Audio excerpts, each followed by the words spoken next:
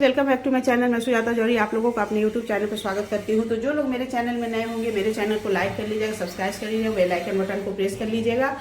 तो आइए आज जानते हैं कि नवरात्रि के पहले दिन, देखिए आज नवरात्रि के पहले दिन हमारी पूजा हो गई।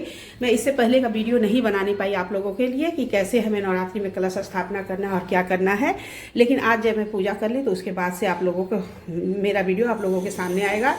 तो ये देखिए, सबसे पहले मैं कलश की स्थापना की। कलश स्थापना करने के लिए एक मिट्टी का कलश ये लिया, इसी में मैंने ज्वारा बोया है और फिर एक कलश लेकर के उसमें सबसे पहले हमें स्वास्तिक बनाना है। स्वास्तिक बनाने के बाद से हमें लाल रंग का कलावा बांध देना है।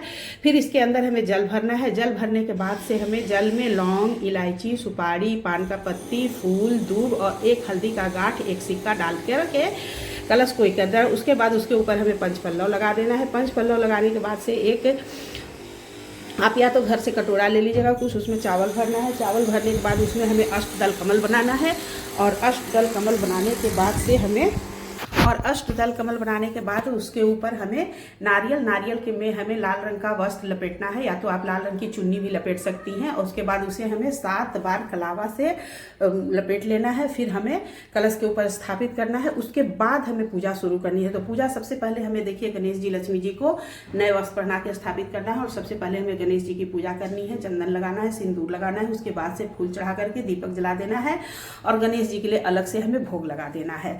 तो गणेश जी की पूजा करने के बाद से हमें कलश की पूजा करनी है। तो कलश की पूजा आप सिंदूर लगा के, रोड़ी लगा के, फूल चढ़ा के और एक दीपक हमें कलश के लिए भी जला देना है। तो इस तरह से हमारी कलश की पूजा हो गई।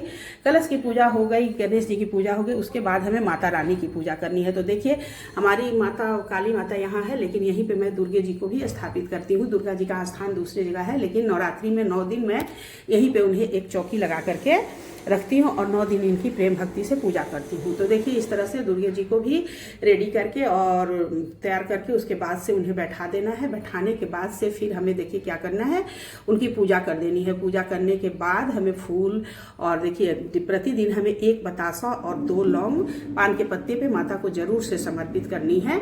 तो इस तरह से उसके बाद उनके लिए दीपक जलाना है। मैं माता के लिए लंबी बाती का दीपक जलाती हूँ, तो ये लंबी बाती का दीपक जल गया। और प्रथम दिन हमें घी का भोग लगाना है। तो ये देखिए माता रानी में प्रथम दिन घी का भोग लगाए। इस तरह से हमारी नवरात्रि की आज की पूजा हो गई। तो पूरे मंदिर में देखिए सभी देवी देवता की पूजा हो गई। सबकी पूजा करने के बाद से अब दुर्गा सप्तशती का हमें पाठ करना है। तो ये देखिए दुर्गा सप्तशती का पाठ है। तो हमें प्रतिदिन 1 टाइम या तो 2 टाइम, दोनों टाइम, अगर यदि आप सुबह में पूरा नहीं करने पाती हैं तो शाम को कर लीजिए। और तो हमें दुर्गा सप्तशती का पाठ करना है। इस तरह से हमें नवरात्रि की पूजा होती है। दुर्गा सप्तशती का पाठ करने के बाद से हमें हवन कर लेना है। तो हवन की सामग्री भी देखिए ये क्या है, लकड़ी है आम का, और इसके बाद से हमें इसमें हवन करनी है।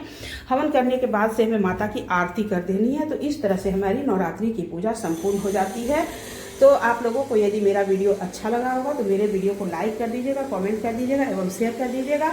और सभी को नवरात्रि की ढेर सारी शुभकामनाएं। आज नवरात्रि का पहला दिन है और ये देखिए अभी हमारी पूजा संपूर्ण हो गई। तो सभी को नवरात्रि की ढेर सारी शुभकामनाएं।